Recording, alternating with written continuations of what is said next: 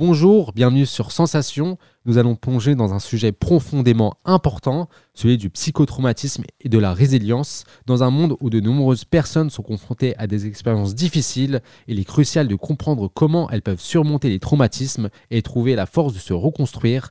Pour nous parler de ce sujet, je suis aujourd'hui avec Asma Ghenefi, chef de service et psychologue clinicienne du Centre Phoenix de l'Élan Retrouvé, ainsi que Daniel Fernandez, psychologue clinicien. Bonjour à vous deux. Bonjour. Bonjour. Pouvez-vous me présenter Asma Ghenefi, le centre dans lequel vous travaillez ? Alors, on travaille au Centre Phoenix, Institut de psychotraumatisme et de résilience, qui a été créé en 2016. Au départ, la population qu'on recevait était beaucoup de victimes d'attentats, suite à l'attentat de 2015, des attentats de Paris. Et depuis, on prend en charge toute personne, femme comme homme, victime d'un traumatisme psychique. Et il faut certainement faire un suivi pour aider au mieux les personnes atteintes d'un trouble. Comment l'Institut aborde-t-il la prise en charge des personnes ayant vécu des traumatismes psychologiques ? Alors, dans notre centre, on a deux propositions thérapeutiques. Une en individuel, c'est-à-dire qu'on reçoit la personne toute seule. Et bien sûr, on travaille tout autour de traumatisme. Notre objectif, c'est de purger le traumatisme. Et on commence par les symptômes et tout ce qui a créé des blocages dans la vie de chaque personne. Et on a mis en place les ateliers de la résilience, qui sont un panache entre les groupes de parole et l'art-thérapie. Parce que suite à notre longue expérience sur le traumatisme psychique, nous avons observé que des personnes n'arrivent pas à parler, n'arrivent pas à purger le traumatisme par la parole. Donc on a mis l'outil d'art-thérapie pour pouvoir les aider à exprimer leur traumatisme. Est-ce que finalement participer à ces ateliers de reconstruction, ça ne permet pas aussi aux personnes qui viennent dans votre centre de se reconstruire et d'avoir une seconde vie ? Quelque part, en tout cas, c'est ce qui ressort dans le travail thérapeutique qu'on fait et dans les retours des patients et des patientes qu'on reçoit. C'est une manière, le groupe permet à la personne de se reconstruire dans le regard de l'autre. Un groupe, c'est une mini-société qui se crée en dehors de notre société. Et ce qui les ressemble ou rassemble le plus, c'est le fait qu'ils ont vécu le même traumatisme. Et pour Daniel Fernandez, la question, toujours concernant la prise en charge des patients, le Centre Phoenix propose une approche multidisciplinaire du traumatisme. Est-ce que vous pouvez me détailler cette approche en particulier ? Oui, en principe, c'est l'interview individuelle pour connaître un peu en quelle situation se trouve la personne. Ensuite, on travaille avec l'équipe en quel moment va commencer la thérapie groupale. Ensuite de la thérapie groupale, ils vont passer à la thérapie de art-thérapie. Ça permet, comme disait Asma, les gens qui ne peuvent pas s'exprimer, ce n'est pas parce qu'ils ne peuvent pas s'exprimer parce qu'ils ne parlent pas, sinon parce que le traumatisme a été profond et ils ont besoin de travailler dans l'art, de travailler dans les chants, de travailler dans l'écriture, des choses qu'ils ne peuvent pas exprimer en principe en parole, qui sont très, très douloureux, si vous voyez. Et à ce moment-là, après, nous, on retombe. Parce que notre travail, c'est une constante de relation avec l'art thérapeute et nous. Et l'individuel aussi, parce que l'individuel, il va jouer dans trois formes de thérapie. Et ça, il produit, on peut dire qu'on ne va pas résoudre tous ces traumatismes, mais on va être plus vivable pour le moment. Et nous constatons que les patients ont besoin aussi d'une thérapie individuelle, soit dans les centres, soit à l'extérieur. Ils ont besoin aussi quelquefois d'un psychiatre, ils ont besoin d'être accompagnés aussi de lo social.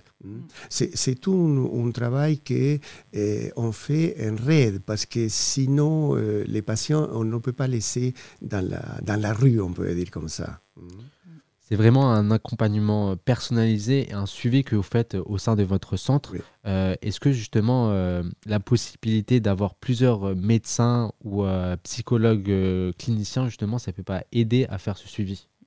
Malheureusement, dans notre centre, on n'a pas de psychiatre. Par contre, on travaille avec les psychiatres en libéraux ou les psychiatres dans les hôpitaux, les CMP. Donc, on essaie de créer un partenariat solide pour pouvoir adresser les personnes qui ont besoin d'un traitement plus que la thérapie individuelle. Est-ce que justement, en termes de partenariat, il n'est pas aussi intéressant de faire un peu de la prévention auprès des associations, d'autres associations par exemple, ou d'autres établissements qui sont peut-être aussi fragiles que tous ces termes comme la violence, les traumatismes? Alors, notre centre a ce privilège de travailler avec des partenaires sociaux, et comme par exemple les associations de femmes victimes de violences. Donc, elles nous sollicitent pour nous adresser des femmes victimes de violences, quelle que soit la violence, sexuelle, physique, psychologique. Et ces associations, on a une collaboration, c'est-à-dire qu'elles viennent, elles nous demandent parfois conseil, elles nous demandent même d'intervenir pour expliquer c'est quoi les symptômes post-traumatiques, qu'est-ce que c'est une personne traumatisée. On a beaucoup moins, ce qu'on a observé, fait le rapprochement entre violence physique, psychologique et sexuelle au traumatisme. Et donc pour nous, c'est quand même quelque chose d'extrêmement important que notre centre apporte pour éclairer et expliquer qu'une femme victime ou un homme, on accueille les deux, une personne victime d'un traumatisme psychique, de violence, les conséquences ne sont pas aussi faciles à traiter. Et il nous faut une prise en charge globale. C'est ce que mon collègue Fernandez vient d'expliquer. C'est qu'on ne peut pas régler toutes les choses. Si je donne juste un exemple, par exemple, sur une femme victime de violence, on la prend en charge, nous, sur le terme et le temps psychique. Si elle a besoin d'un traitement, on l'adresse à un psychiatre. Et si elle a besoin d'un retour au travail, par exemple, c'est ce qu'on constate que beaucoup de femmes sont exclues pour l'insertion, on les adresse à des associations féministes qui s'occupent de ça, ou à des organismes comme Pôle emploi ou autres qui réinsèrent les femmes dans le milieu et le champ du travail. Est-ce que justement, quand vous avez pris en charge ces personnes victimes de traumatisme psychique, que ce soit un homme ou une femme d'ailleurs, est-ce que vous pouvez me partager un exemple de progrès observé chez une personne qui a suivi les programmes du centre, par exemple ?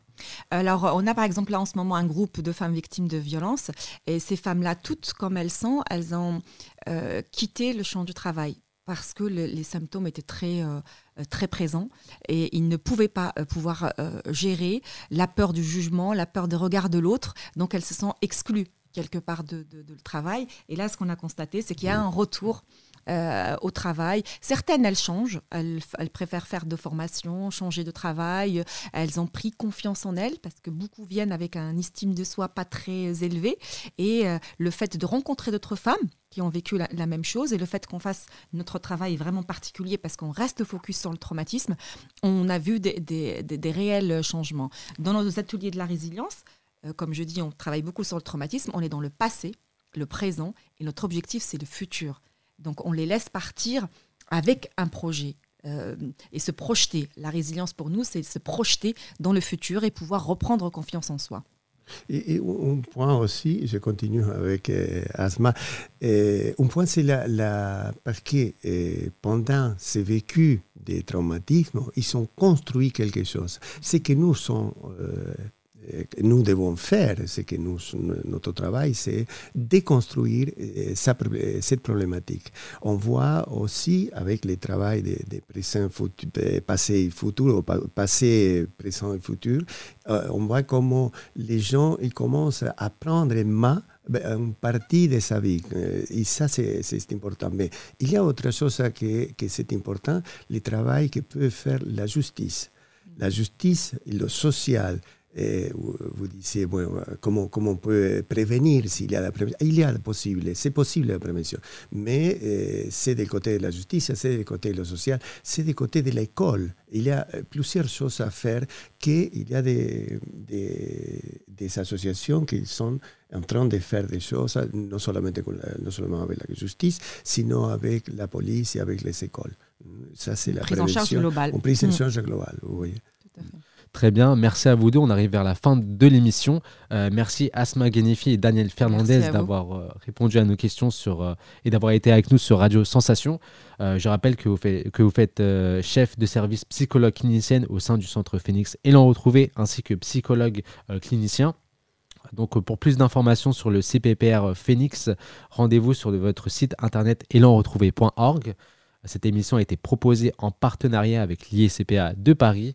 Et pour revoir ou réécouter cette émission, rendez-vous sur notre site et notre application Radio Sensation.